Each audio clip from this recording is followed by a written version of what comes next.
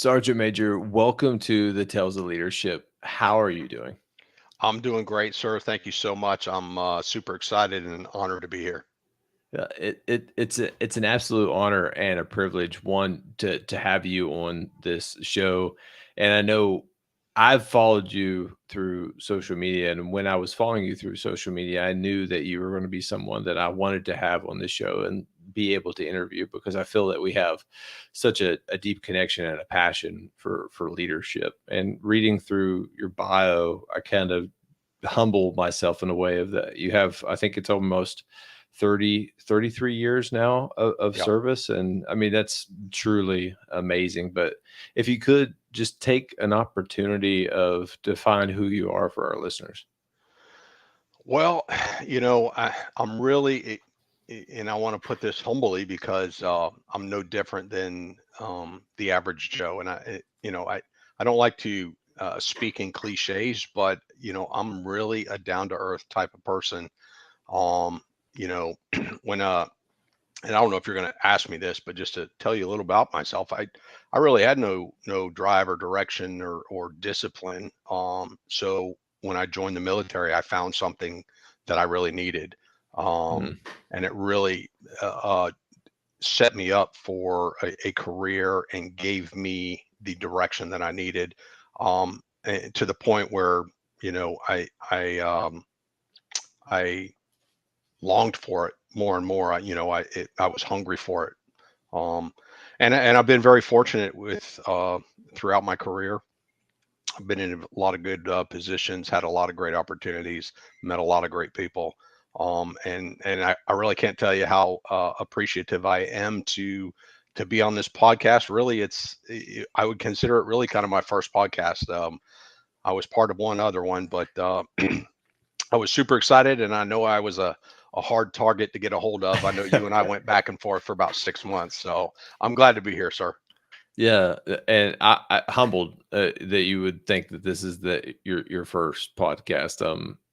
Yeah, it's an honor.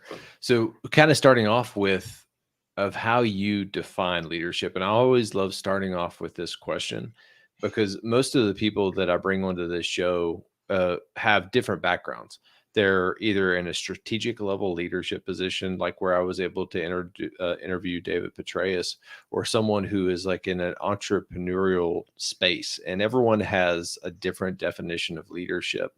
But you're one of the first senior non-commissioned officers that's really climbed through the ranks of all the way to private to the highest rank within the non-commissioned officer corps. How do you define leadership? And I'd love if you could kind of walk me through maybe how that has changed as you've matured in the Army. Yeah, absolutely. So, there's a lot of book definitions out there Yeah. that are great. Providing, uh, being able to provide motivation and direction and things like that to soldiers. But again, to kind of go back to what I said earlier, I feel things, especially in the leadership realm, have really become so cliche, right? Yeah.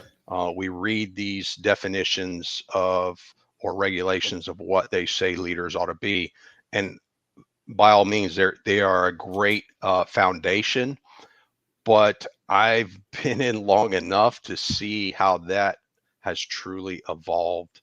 Um, and to make it very simple, uh, I think leadership boils down to not the individual but the team, right? Mm. That's really what I look about leadership. My success isn't defined by what I do. It's defined on how my team, how I've built my team and how successful they are. That's what I've learned and look for in a true leader. If I'm going to be considered a great leader, I want to be able to look back and say, yeah, I had a part of this person's life or this person's career or their Yeah. promotion or whatever. And those success levels, as they progress and become leaders themselves, that tells me kind of that I've been doing the right thing. I remember when I got an email from you from your government email of how we had such an alignment almost in a way. The first quote that I've ever read that kind of stuck with me, and I think you read the book through too, it's John Maxwell's The Five Levels of Leadership, Yeah. quote in there by John Quincy Adams, and it just happened to be at the bottom of your email, and it's a sticky quote, and I absolutely love it, but it bears repeating, especially now, because I think it aligns with your definition of leadership. But if your actions inspire others to dream more, learn more, do more, and become more, you're a leader, and really defined as a team. I love that definition. And sir, I didn't learn that overnight. That's for sure. You know, 10, 15 years ago, I was that hard-nosed infantry leader Yeah. who still, barked out orders and I've had to evolve my leadership style because of a changing environment around us, not just with society, but the changing environment within the military. Mm. And then add to that, the changing environment of the generation of soldiers that we have today are different than the generation that I grew up in. I never thought about that, and that's something really interesting to maybe dig into, because I'm at a point in my career now, and I say that is because I'm starting to see changes within soldiers that I didn't realize before. So when I was a company commander, rifle company commander, and then an HHC company commander versus looking at what the Army is now, my command experience, I think, would be totally different. And I don't necessarily say that the Army's changing as much, but the individuals who are joining the Army are. And Yeah. that is a unique challenge that I never thought of, is that the longer you stay in, especially in the military, how you have to be able to adapt to those individuals that are joining. Yeah, it's been a difficult journey in some ways. And thank goodness I had some good mentors along the way, Yeah. who now are retired, but they shared some nuggets of wisdom with me about and I guess they saw it coming, right? So they shared with me, hey, if you're going to be an effective leader, you have got to learn to adapt and evolve your leadership style um to soldiers. Mm. Not, and I kind of think of it like when I try to explain this to people, because not everybody gets it, that's for sure. Uh, but when I try to explain it to people, I think of it as in school or as in education, right? Some students can sit in a lecture and learn. Yeah. Some students need to read. Some students need to do hands on, all different forms of education, but they're learning. And the ultimate goal is at the end, that they are successful and they graduate. And I think it's the same way with soldiers today. We have a generation of soldiers that interact differently, that learn differently. And if you only have one style of leadership, then I, I don't think you are going to be an effective leader. Yeah, you still might get things done, but I've learned as I've gone along the way that I have to evolve my styles of leadership, and it's going to be different with maybe each soldier that I interact with and deal with. Yeah, that's beautiful. And I'm really kind of learning that now that I'm at that field grade rank of where words matter. Yeah, More so as, as a young lieutenant, I could always be like that fiery infantry lieutenant of, getting hot headed and making rash decisions. But as you grow in rank, you can't do that. And what made me successful as a lieutenant and a captain will not make me successful as a major and then eventually a lieutenant colonel. And I'm learning that. But that is such a deep truth that you just said, is that you can't just have one leadership style. And I always look into leadership as it's a journey. And I know John Maxwell talks about that. It's a process, it's a journey. We're never ending. And that's the beauty about it, is that we're never going to master it. It's something that's almost unattainable until we're no longer here. So yeah. we have to just continue to grow that. I'd love to take a time to, where did your leadership journey begin? And maybe starting around, 1990 when you joined the Army as a young infantryman. So, coming in the '90s, there was still that hardcore, uh, knife hand, yell Oh at yeah. you, lecturing type Yeah. leadership. And, it worked. Um, and I was very fortunate, although I did not see it at the time, but looking back over my career, um, the way my career started off, some would say was horrible. I look at it, I look at it as a blessing. Um, Mm. I I graduated boot camp August 24th of 1990. That was the same time that Saddam Hussein invaded Yep. Kuwait, right? 6 days later, after I graduated, I was in the deserts of Saudi Arabia, um, getting ready to go to Desert Storm, right? Um, and wasn't assigned to a unit. And I was there with 80 of my cohorts, and they started assigning us to different units. And somebody Wow. came in to the tent and said, "Hey, we need volunteers to go to LURS, long range Mm. surveillance." I had no idea what it was, but the guy sitting next to me says, "Oh yeah, man, we need to do that." And I volunteered. And it was probably the greatest opportunity that I've had starting off in my career. It set me up, I believe, for success because I had some phenomenal leaders starting at the E4 level, right? At the team leader level and the squad leader level. And working in a small team like that, with as operators, the discipline level and the standards level, not to mention, the smokings and all the things that went along with that along the way. But it taught me the importance of discipline and standards and leadership. These guys didn't just beat us up; they taught us things. Yeah. When we made mistakes, yeah, we might have got a smoking for it, but they they actually took the time to sit us down and teach us about it and the mistake and show us the mistakes we did. And I honestly believe my time spent with my very first unit is what set me up for success throughout my career and kind of showed me different styles of leadership. It set me on the path of leadership, which of course I had to evolve and continue to change as I grew up in rank, as well as the military itself has evolved. But I think that was the defining moment in my career, was my first unit with the leaders that I had above me, what they taught me at the very beginning stages of my career. That is a nugget that I want to make sure that we kind of sit on for a second, because I think you and I have the same different story, but essentially the same timeline. Is when I took over my platoon in Afghanistan, I met them at the memorial of one of the soldiers in my Wow. platoon, and to me, it was a deeply humbling experience, and it set me on the path of leadership that I'm on now, and the kind of the journey that I'm on now. But how you were able to turn a pain point of probably your entire cohort, going over there and just being super poopy about everything. Like, oh, here we go, here goes the army, but not you.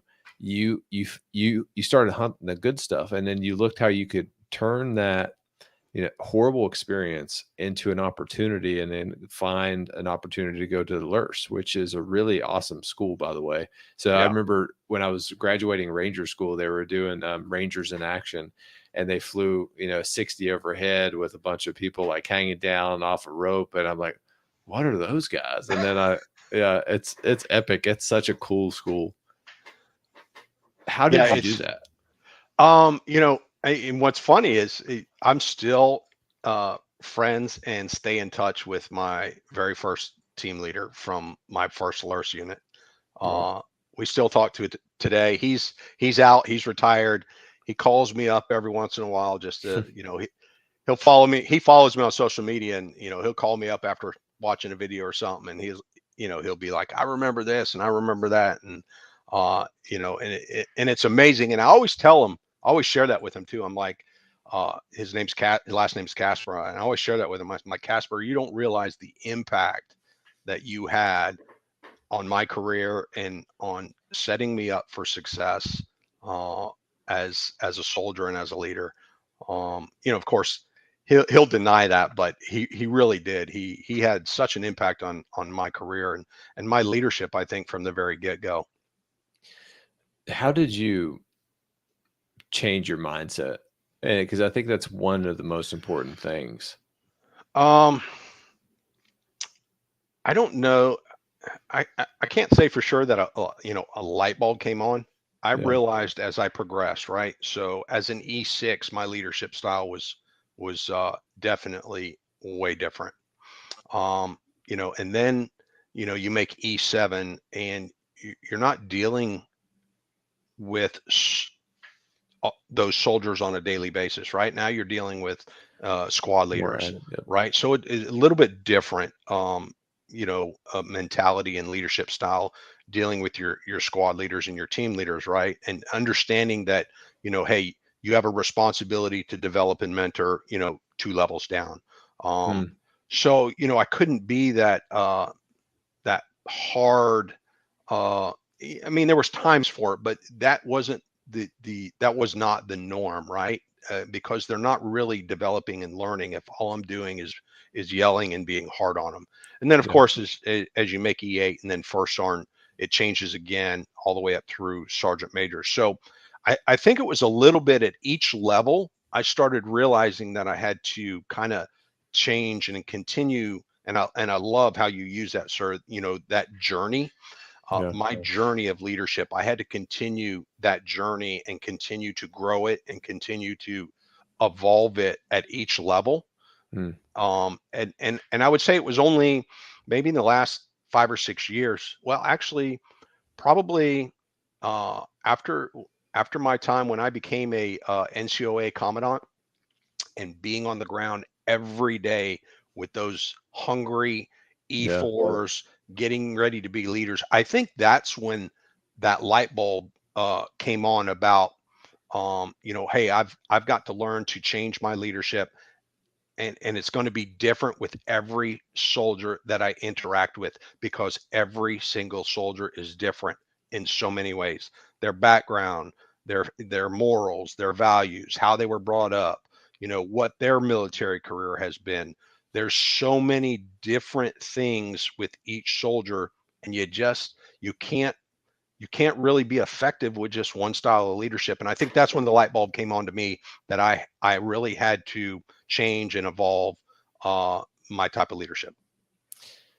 So I'm going through a course right now, Resilient Building Leader Program, or RBLP, and part of that one is called tacit knowledge, and tacit knowledge is knowledge that we have that's hard to kind of communicate, that you just have to talk through it. Yeah. And I think you kind of defining growing through the ranks as a non-commissioned officer, from a private all the way up to sergeant major. And as you continue to learn that, you knew instinctually that you had to adapt to be a better leader at each one of those phases on your leadership journey. But it wasn't until you were put into a situation, probably bringing you back into an earlier mindset of reflecting on how much you actually changed kind of over the years. And I think, to me, that's one area that I believe the Army can do better when it comes to helping shape leaders, and of creating more deliberate time to like actually think through things. Yeah. And kind of an example of that is, lieutenant colonel. Like before, how it used to go is you go to, the college for like 2 weeks, and then you would get out of that college program, and then you basically would have a memorandum with your command philosophy that you spent probably 2 hours on, and then that would govern the rest of that 2 years in the battalion command time frame. Is that I think is probably a bad word to use, but we suck at really sitting down and thinking about some of those key lessons learned, because you have such a wealth of knowledge. But to me, just hearing you say that, you didn't discover your spark for kind of leadership of what made you successful until you really sat there and you started to reflect on all those young soldiers around you. Yeah, absolutely. So, kind of thinking it back on the first time, and I love always hearing this, is when was the first time that you really viewed yourself as a leader? Because I know you are a lot like me, very humble. Um,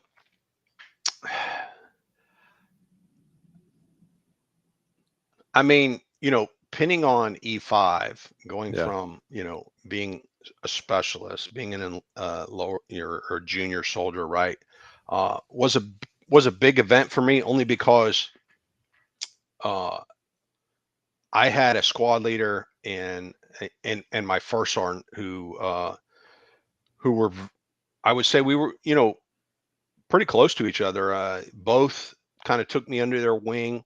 Here I am, a brand new E5, and I had a first sergeant who I guess just took a liking to me and really took me under his wing, and put me in some situations to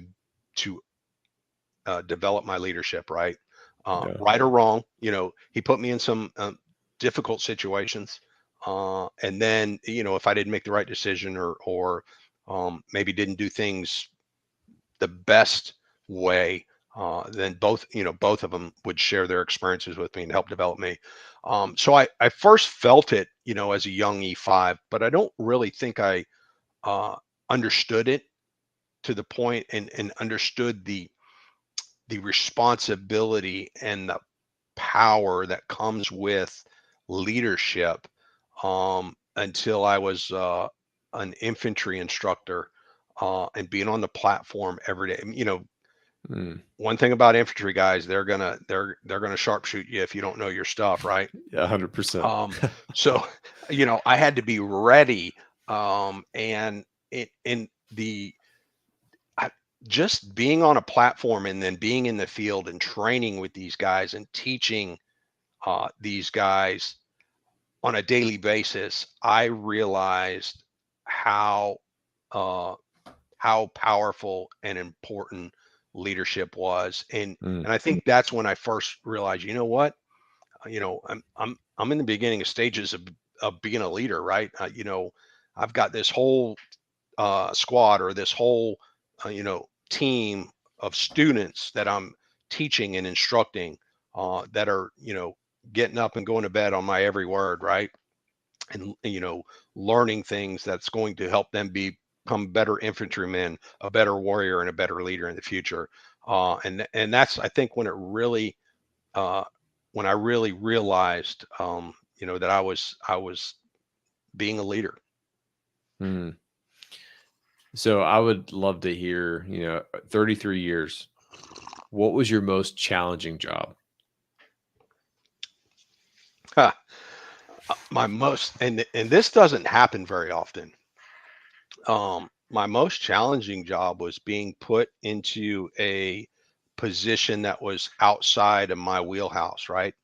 Oh, I've been in infantry my entire career, and we were deploying over to Iraq, and I was asked to go with, another unit that was not infantry, um, as their sergeant major, and oh, wow.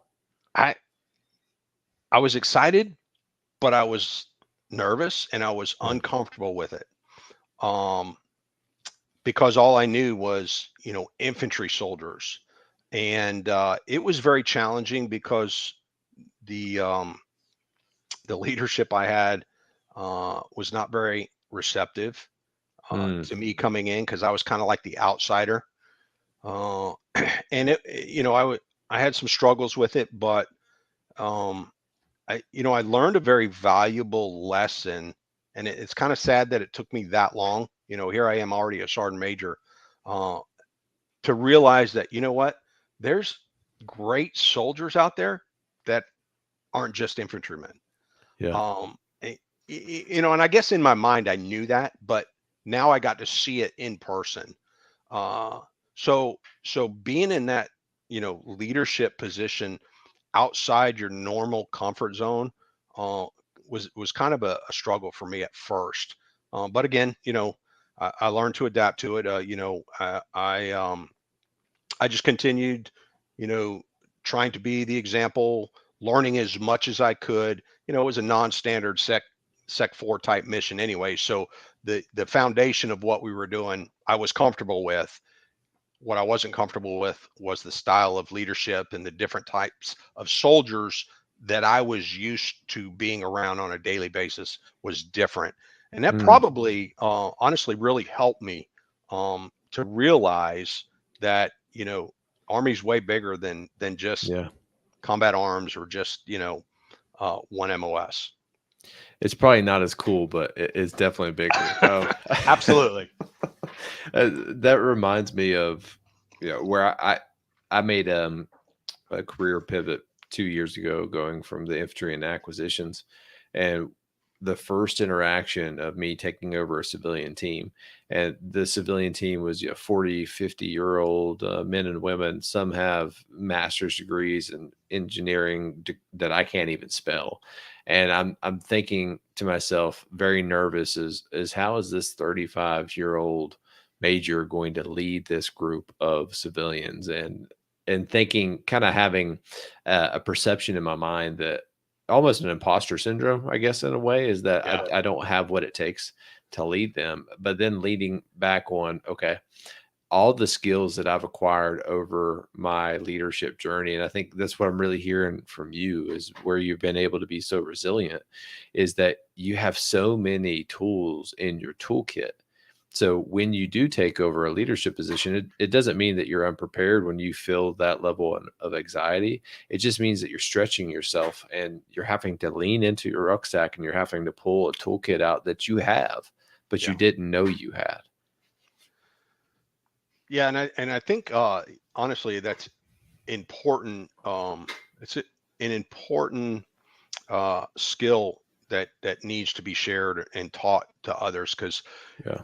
we it, it's just normal for us to get comfortable with what we do on a daily basis, and you know in and comfortable even with our own leadership style, and then I've seen it in the past where people get put into a position where it's Mm, outside their comfort zone, and unfortunately, a lot will fail. yeah. And not to not to beat up our organization, but I do feel that we as an organization really have lost the ability uh, to really develop and mentor junior leaders, both on the Mm, enlisted and officer side. And I got it. I understand, we went through 20 years of continued combat. We were promoting both officer and enlisted without PME, without yeah. experience, because, at the time we needed, to fill positions at more senior levels. And I got it. But I think we lost that, um, kind of, maybe not lost the ability, but kind of lost the precision of what it takes of developing and mentoring, um, you know, junior leaders. And I think kind of now we're playing catch up with that. And it's unfortunate because I've seen a lot of good soldiers put into leadership positions that they were not ready for, Yeah. and maybe they didn't have a good battle buddy or a good mentor, and unfortunately they ended up failing in those leadership positions. And I don't necessarily blame them. I think I blame the organization and Yep. us as senior leaders, that we didn't do a better job. That's one thing that it's always frustrated me, to your point, that I think I've been counseled. I've been in the military now for 16 years. If you count, when I was in the National Guard and enlisted, I have been counseled as an officer 4 times.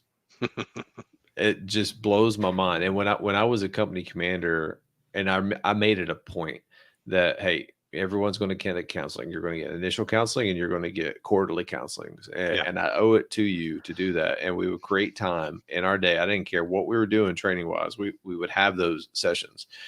Counseling is just one tool, I think to do it. Other ways like OPDs, creating non-professional workplace settings of maybe reading a book. And a great book that I would use for my platoon leader was platoon leaders was Strength Finder, like developing your strengths. Like, hey, Mhm. making you think, what are your top 5 strengths, and what do you believe that your platoon sergeant, your squad leader top 5 strengths are, and where's that connection? Where are you guys finding synergy, or is that areas that are bringing you guys friction?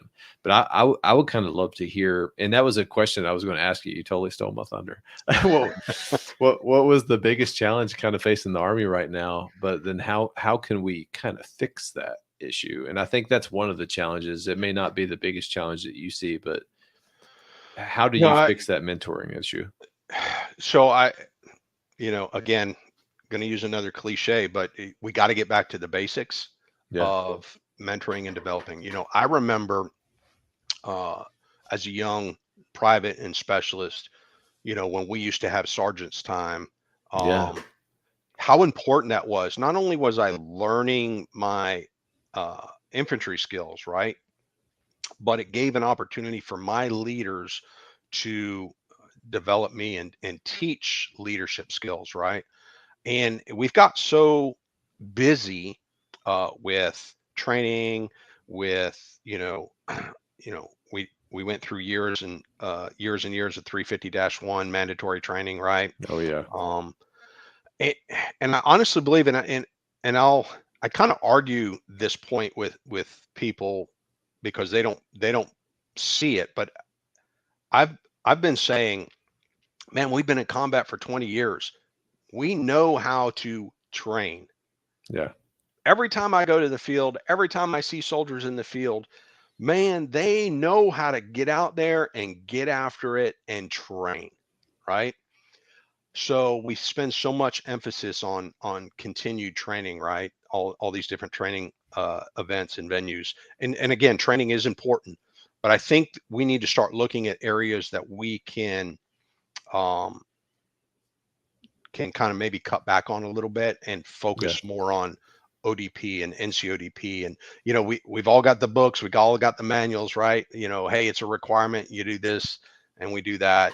But a lot of times it ends up being, just a check the box, and we Yeah. really don't spend the time that's needed in mentoring and developing junior leaders, and it shows in some of the leaders today. And we really do got to get back to the basics on that. We got to make the time and spend the time. There I remember when I was a rifle company commander, General Milley at the time, I can't remember what position he felt, um, came out with a memorandum of unburdening company commanders. And it basically listed all these 350-1 trainings that no Yep. longer were applied. I Yep. don't know if you remember that. I do. That was such a breath of fresh air because as a commander, infantry commander, I'm getting ready to train to potentially send my soldiers at the time to Syria, and what I was being graded on was my 350-1 training. Yep. And for anyone out there, 350-1 training is basically online training, level 1 terrorism, and all of those things that truly don't matter. Yeah. But you have to get it done. Yeah. That was like the pot of gold at the end of the rainbow when that came out, man. Yeah.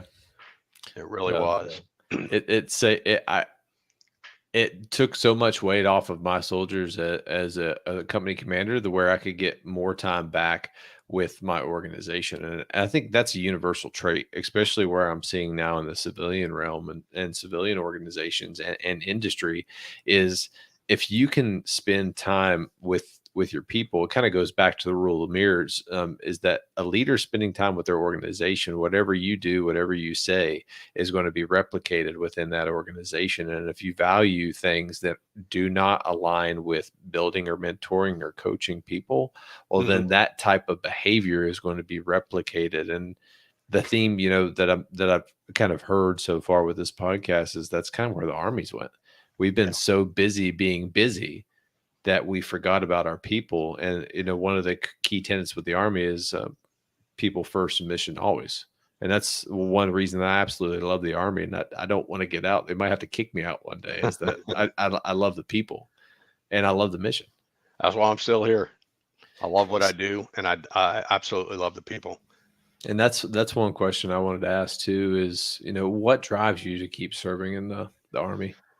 Really, it's the soldiers. Um, you know, I for me, I've kind of gotten to the pinnacle of my career. I mean, there is no Yeah. E10, It could be. We'll make it. you know, I don't see sergeant major of the army, you know, in my uh, career path, and I don't know that I would be good at that.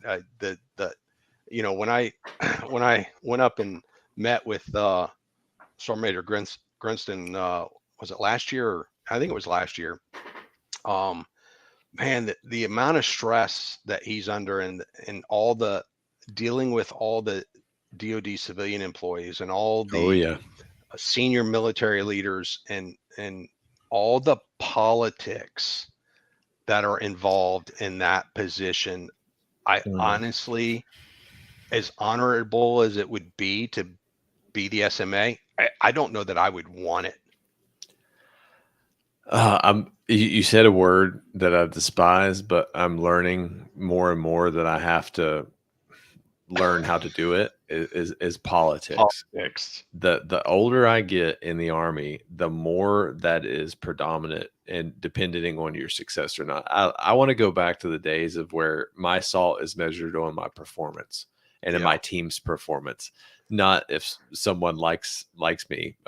It's I frustrating. absolutely hate the politics of the military, but Yeah, you know, I can see in some aspects the importance of it, you know, yeah, at certain levels, but I think we let it filter down sometimes too far. mm, Uh, and you're right.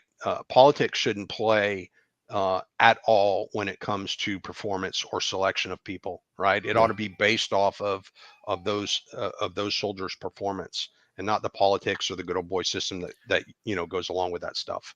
Yeah, I totally agree. Is that politics plays a role within strategic level decision making because it Yes. should. That's part of it. But when you get down to the operational or the tactical level of putting a button to a seat, Yeah. then that should not be part of it. It was a difficult road to navigate through. And I didn't really notice it till I hit the sergeant major level, Mm, um, how much politics was involved in things, yeah, and you know, learning to navigate through that was kind of tough. And I'm just the type of person, I navigate just enough yeah. to to be relevant, you know, when I need to be, and I leave it at that, because I've just, you know, my mother's been telling me for the last 15 years, you need to get into politics. I'm like, no, thank you. You probably could, but just based on the following that you're building, Yeah. yeah, it's interesting. Yeah, I was doing my last job before I switched over to uncrewed aircraft systems. I had to go do a speech to BAE out in Long Island, New York. And my industry partner at the time for one of the programs that we were working in, it was like, hey, could you give kind of a speech to, the people who have been working here during COVID? It would really be a bump to morale. And I'm like, yeah, absolutely. I'll totally do that. And afterwards, he's like, yeah, I invited everyone from our company. It's like, what does that mean? He's like, there's 300 people out there. It's like, you said 5 people, John, not 300 people. But afterwards, I gave that speech. And then he's like, you really have a career one day in politics if you want to do it. I was like, no, John, I don't. I do not have a career in politics. That's funny. So, No, politics isn't for me. You know, public speaking, maybe. You yeah, know, being a you know, being the commandant at an NCOA, I got to do a lot of public speaking, and I got comfortable with it, even though still to this day, you know, there's still a little bit of butterflies. yeah, But you know, I went through that last year. I got invited to speak at a at a veterans organization out in Idaho, and it was actually through social media, and super excited, you know, about doing it. And then when I finally nailed the guy down about the venue, and you know exactly, you know, where it was at, and how many people, and he says, oh, we're only expecting about 2,500 this year, and I'm like, excuse me, I thought you said like 250, not wow, 2,500 people. So yeah, I had a few butterflies that day, but it was a great experience, and you know, getting to share kind of my career, and my thoughts about veterans, and it was mainly about veteran suicide and how we get Mm. after that. So I was real honored.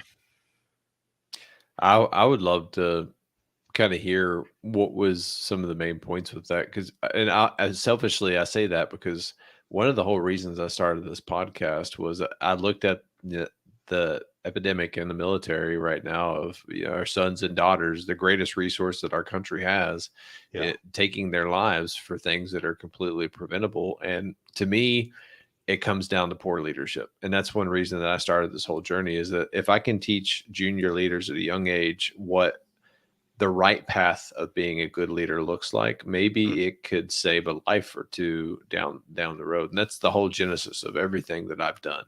right. Not to notoriety, none of that. I generally want to help soldiers and save lives. So that's an area that I'm passionate about. I I shared my story of, which I think a lot of people do, shared stories of my own demons that I fight with. But Yeah. basically, I boiled it down to three things. I shared with them that you have to find your passion, right? Mm, You have to have a passion. If you lose a passion, you're going to feel empty inside, and it's going to lead you down a bad road. But I said, three things that have helped me get through fighting my demons and dealing with my own depression and anxiety and issues. And it was very simple: faith, you yeah. know, uh, my faith in God and what He's brought me through. My family, without their support, and I'm talking not only my wife, but my children. My children, I got four children. They grew up with a dad who was gone all the time. If it No, I bet. wasn't if it wasn't for training, it was for deployments, right? Mm, My son at the age of 8 had to become the man of the house for many years because I was gone all the time. So well, faith, family, and friends. And what I mean by friends is those brothers and sisters who have walked in the same path in the same boots that we have. Those are the ones I can rely on.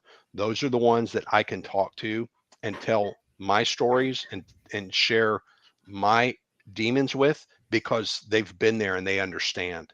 Um, mm. and and That's pretty much kind of what I shared with them. And then I just told them, I said, hey, you've got to find what, you know, those three things might not be work for you, but you've got to find what works for you to help you get through those dark days. Um, I love that. And there's so much connected kind of with me personally. I develop a long-term growth plan, and I started doing this probably 2 years ago. And three of those things that you just said is part of 7 areas that I want to grow in faith, family, and fitness. Those are three of the seven. yeah, But I love how you talked about passion.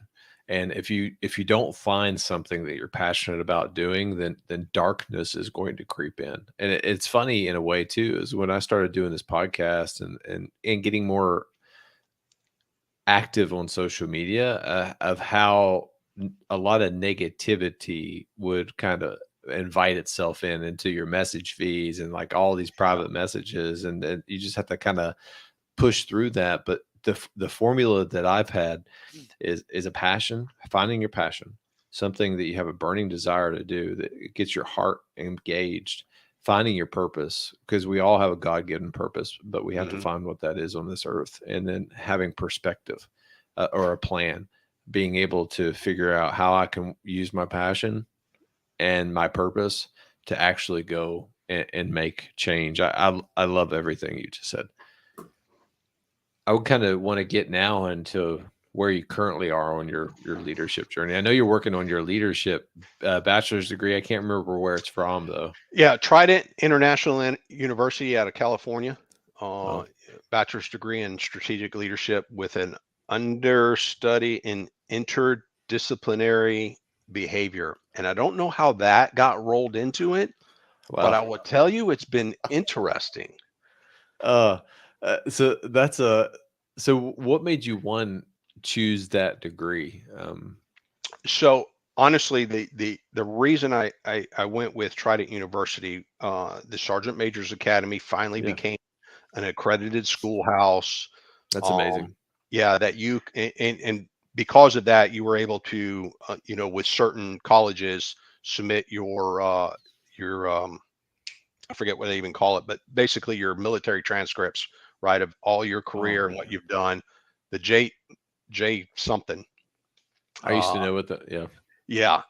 So, uh, once I sat down with with one of the advisors and looked at what classes I had already taken, what the military gave me, and what I had left, it just made sense for me to, and I kind of share this on social media. I'm like, hey, it's never too late to, pursue your degree. I said it's important to, especially in today's military, there are, back when I was in E6 and E7, civilian education was not as big a deal as it is today. Now, if you want to make, first sergeant and sergeant major, you better get your civilian education taken care of. So I've been working on this thing for almost 30 years. I started, in Korea back in Wow. 1994 was when I took my first class. And I've just been pecking away at it over all these years, and I'm down to my final two classes. That is amazing. And I'm glad we are able to kind of like tease that out. Over 30 years trying to work towards a bachelor's degree, but you never gave up and you had a Yeah, successful career along the way. And I think that is the truest definition of just grit, of being able to stick through it. And if you can do that, then anyone can do that. yeah, I absolutely. truly believe that because you probably have one of the most demanding jobs and you've had one of the most demanding jobs. And I'm not going to, because I in the National Guard, I was a non-commissioned officer, so I know the difference between kind of like an NCO, kind of, and being an officer in active duty. And I'm just going to say that when I was a company commander, maybe my first sergeant worked a little bit harder than me. It was like a good cop, bad cop. I'm not going to say that, 100%, but it could be possible. Yeah. We could make an argument. Um, so, what drove you to start social media? And that's where I was able to find you because you create such inspirational content, and I want to say genuinely thank you Thank you, sir. because when I started doing that on social media, I did it because I wanted to bring light into the world. I was just Hmm. watching all this, lack of a better word, crap all the time, Yeah. and I wanted to be able to bring some type of light and help someone maybe going through some kind of dark place. And then I found you, and you're bringing that light into the world. So I I first started social media back in 2005, which, I don't think Instagram was around. I don't think TikTok was around. Some of the others. Really, it was Facebook was the big thing back then, and it had just really became a big platform. And the only reason I did it was because I was deployed, and Mm, my oldest son and oldest daughter, who were only in their early teens at that time, um, had a Facebook. And I think if I remember correctly, it was my daughter who said, "Hey, Dad, you need to get on Facebook so that we can kind of communicate while you're oh, wow. deployed." And I'm like, you know what? That's a great idea. And I think this was even before Facebook Live was out there. It was just being able to post pictures and things like that, right? Or videos. And really, that was my first taste of social media, and it was strictly family, right? I got to watch my kids play ball while I was deployed. I got to share some things, while I was deployed with my kids. And that was a great experience. But then, and that was pretty much my limit of social media for the longest time was just Facebook, and it was pretty much just family and friends. And then in 2020, when COVID hit and pretty much our country shut down, we were all told to go home and telework, and I was stuck at home with four grown kids. Uh, Two of them were adults, young adults, and I just remember. I remember seeing them in the living room or in the kitchen, and they're all huddled around on their phones like they do, and they're constantly Mm, chattering and sharing videos and laughing. And I'm like, what in the world are you guys doing? And they're like, oh, TikTok, TikTok. I'm like, what is that? Well, they, explained to me what it was. And I've always been one to be very, protective parent when it came to social media. So I'm like, okay, my kids are on TikTok. I want to check this thing out. So I got on it. And then I realized how addictive it was when I'm, scrolling through TikTok at 3 in the morning. Uh, but I kind of felt like you did, sir. I saw a lot of cool stuff on there. I saw a lot of funny videos on there, but I saw a lot of just young soldiers with no direction, no Yep. drive, and no motivation. And it reminded me of me. And I'm like, I kicked it around for probably a couple months before I really decided what I was going to do or if I was going to do anything.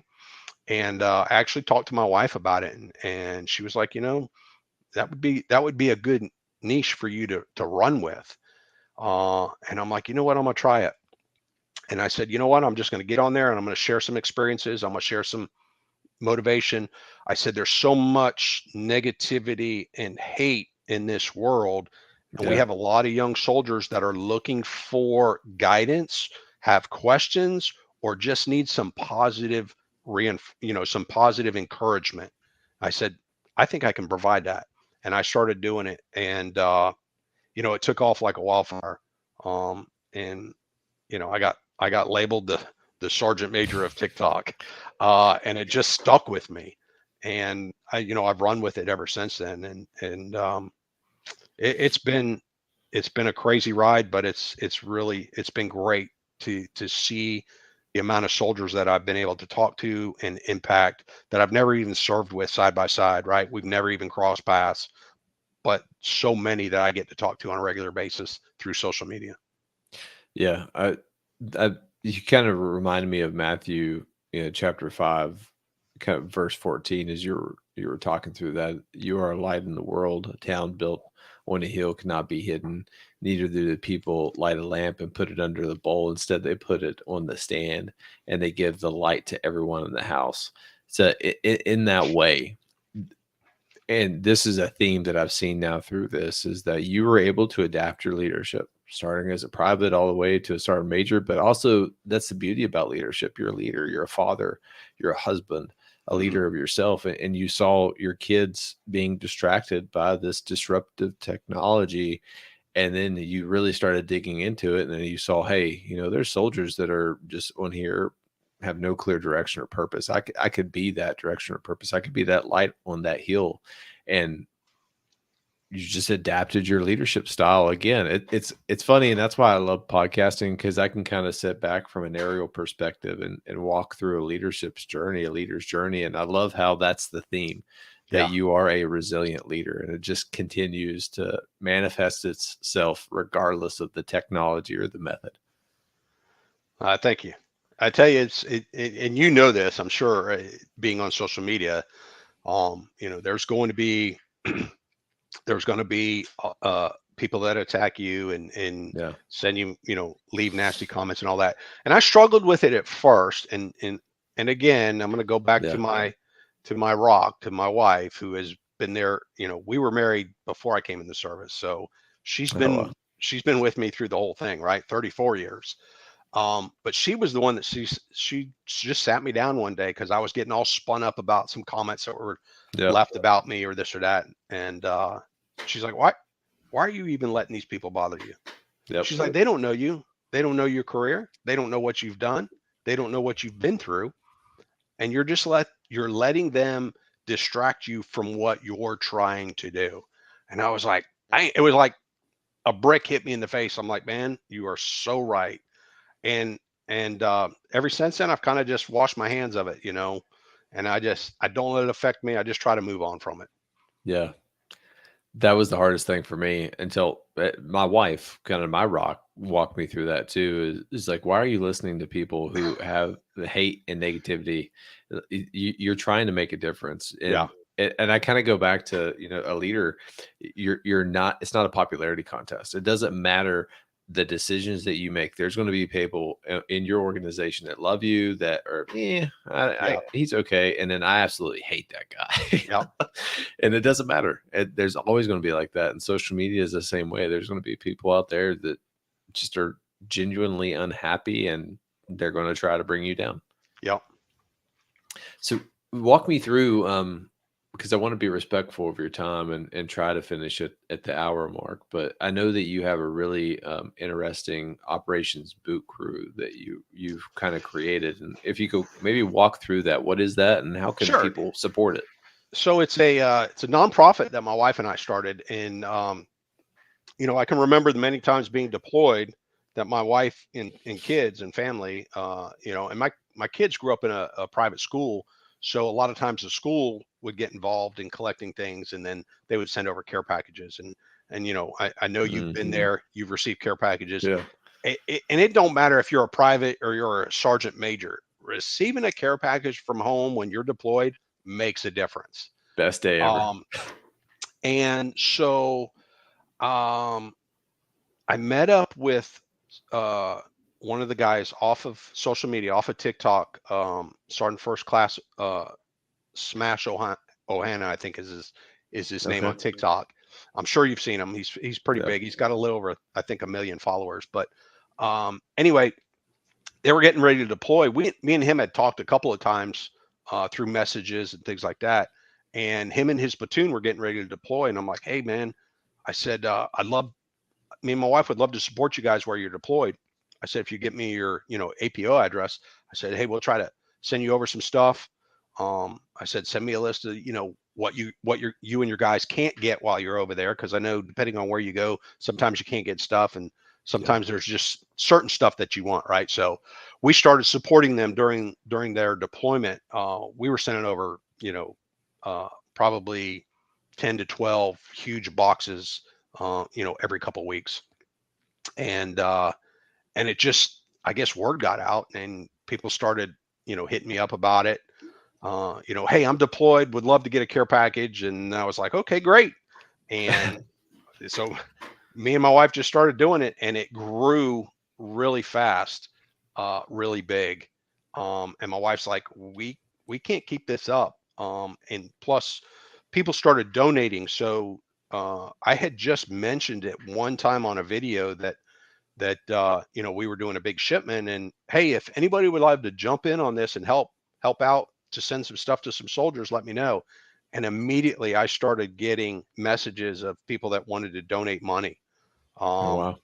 so I think it was like within a 14-month period we got over $25,000 in donations, Wow. all towards Operation Boot Crew. That's just what we ended up calling it.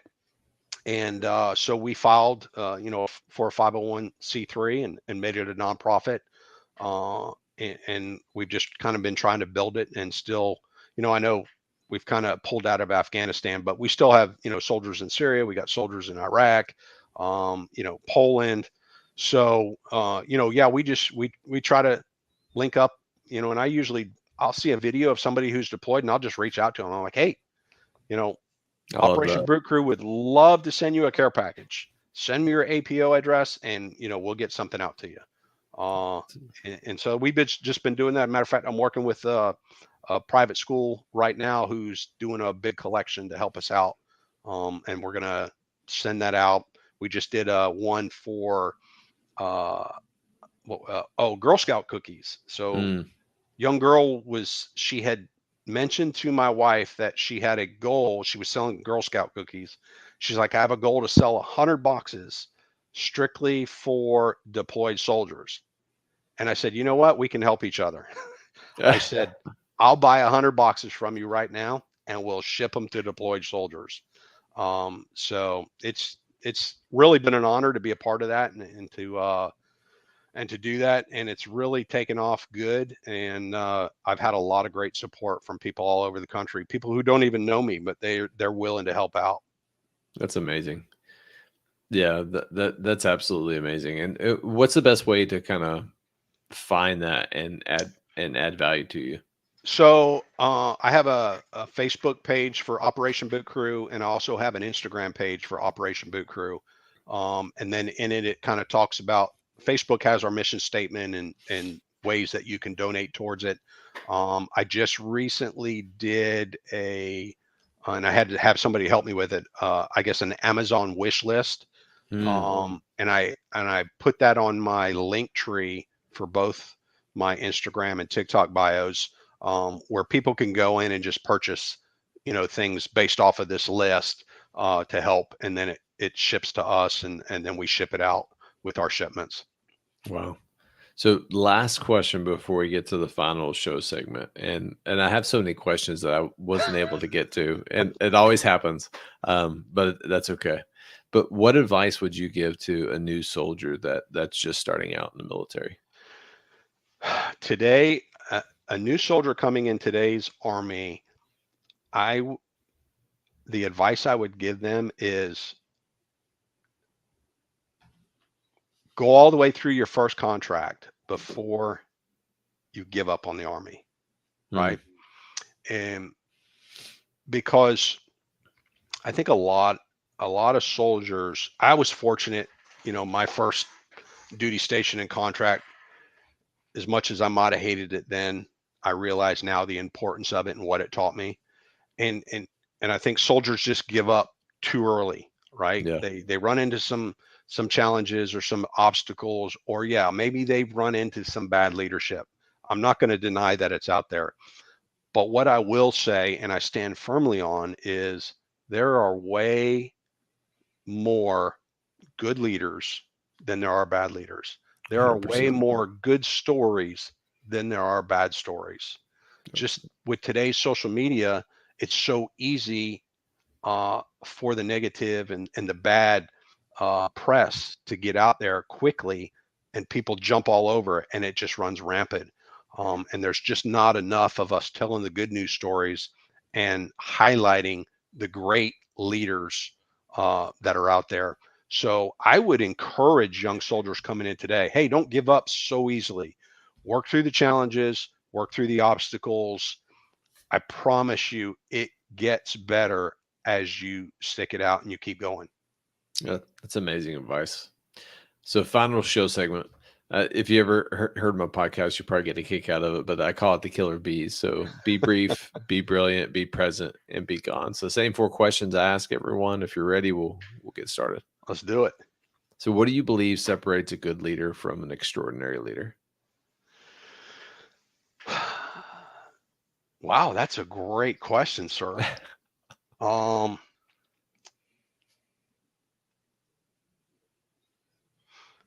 Honestly, I think it's a really simple equation. How much are they willing to go the distance to for their soldiers and their team, right? Hmm. Um, there's a lot of great leaders that will do a lot of great things, but they get to a point where that's all they do, right? They'll take you to a certain level. Um, I think what makes you an exceptional leader is when you realize that you've taken them to a certain point, and you figure out a way to take them even further and help them even Yes. further. Mm, that's a great nugget. All right. Second question. What is one resource that you can recommend to our listeners? Um, a resource. So,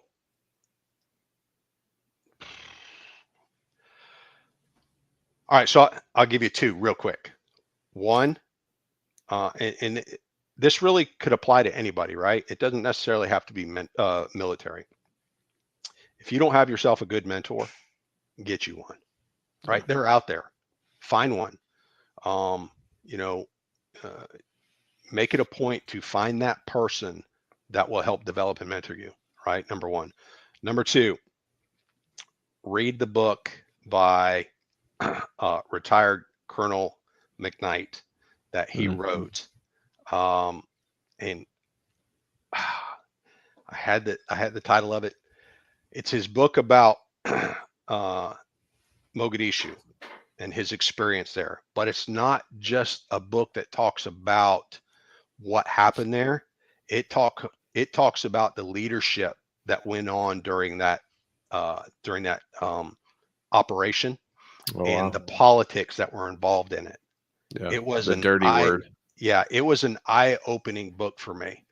And what made it even more incredible to read it was I got to meet him personally, and he signed my book. So That's um, amazing. it's a great book. Not very long, probably man, I don't remember how many pages in it, but it's a paper book about that thick, easy to read, and once you get into it, it's great. But it has a lot of great leadership stuff in there. Mm. So, question 3. So, if you could go back in time and give your younger self a piece of advice, what would it be? Don't be so harsh and be more flexible. Um, you know, and I guess the harsh reason is because maybe I grew up in that era where that's all I really knew in my early stages. Uh, but I don't think it I don't think it was necessary all the time, right? And uh, be more flexible and empathetic to soldiers, um, Mm. which I think is very critical for an effective leader today, right? We've all Yeah. been there, whether it been, through the hard times of training or living in the barracks or whatever it might be.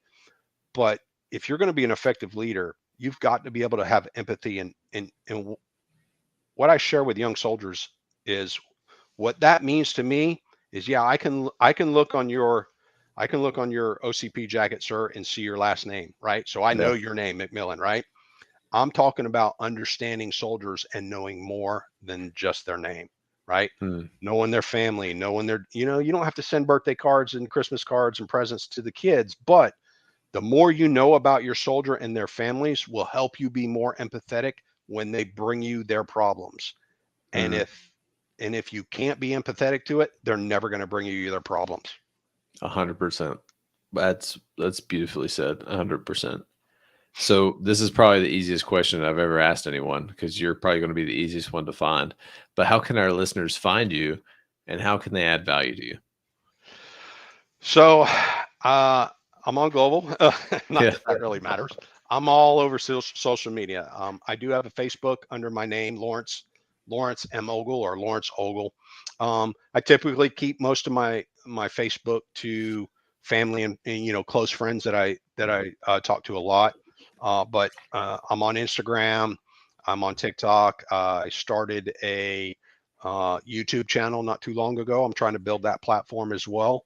And really the value I get from people is I I can't tell you how much just a simple comment or sharing something maybe that I said or did, sharing your personal experience of how that impacted you with me, Yeah. whether it's through a comment or through a message, really adds value to me. Because I will tell you, even us senior leaders, man, we get beat down sometimes, we get tired, we get to the point sometimes we want to just give it up, quit, take the easy road, and just the comments and the DMs saying, "Hey, Sergeant Major, hope you're having a great day," adds encouragement and value to me to keep going and keep moving forward and pressing the mark. Yeah. That's amazing. Sorry, Major. This has been a little bit over an hour, but definitely well worth it. Thank you so much for being intentional and being a guest on Tales of Leadership podcast. Sir, thank you so much. I am absolutely honored to have been a part of this, and I appreciate you so much and what you bring. I love your Tales of Leadership, um, and what you're doing on social media platforms. So I appreciate you, sir. Thank you so much. Yeah. Have a great night. You too.